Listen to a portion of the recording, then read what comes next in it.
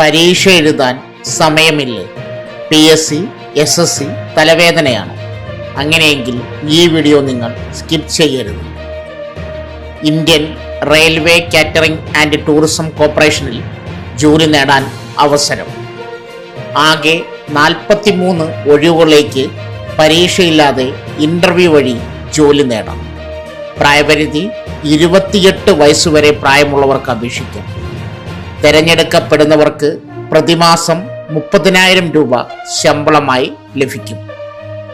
ഉദ്യോഗാർത്ഥികൾ അപേക്ഷാ ഫോം പൂരിപ്പിച്ച് ഇൻ്റർവ്യൂ സമയത്ത് അപേക്ഷാ ഫോം ഹാജരാക്കണം.